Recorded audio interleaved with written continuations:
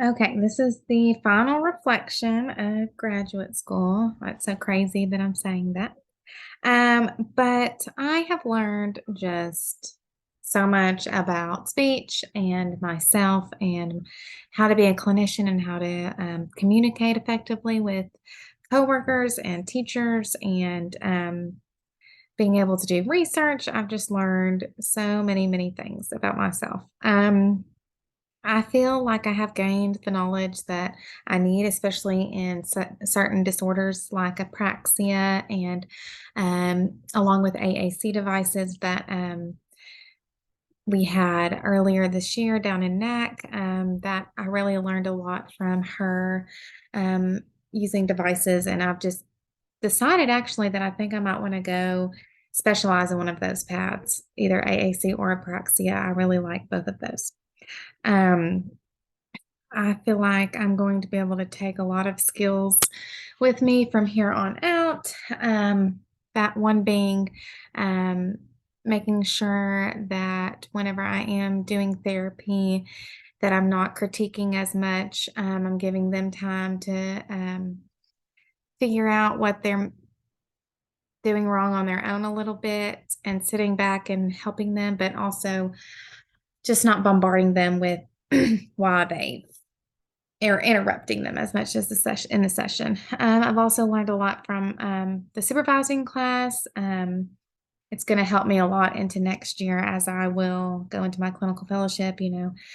Building a strong communicative relationship with my supervisor right off the bat. That's very important. And I've even grown with my supervisor this year just because of all of the things that we've had to do in the supervisor class, having them to fill out how we are and how we are compatible and all of that. So my goals that I had for at the beginning of this semester were during my time in the school setting, using assessments that are accessible. I will increase my evaluation skills by asking 2 questions to my supervisor before administering each test. I feel like I have done that.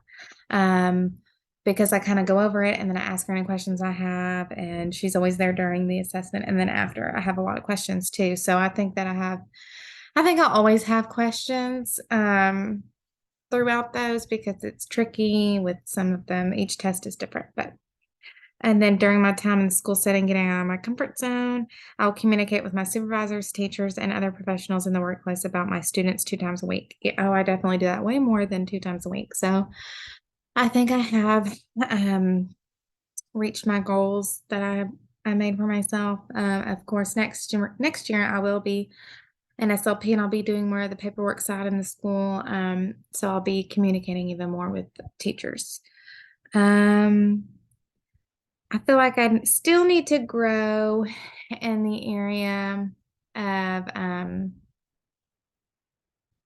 don't know. I would say just being more comfortable. It's going to be new. Next year is going to be whole new with being in my supervisor's place. Basically, I'll be an SLP and she'll be helping me, but I'll be more on my own. Um, so I feel like my greatest area of growth was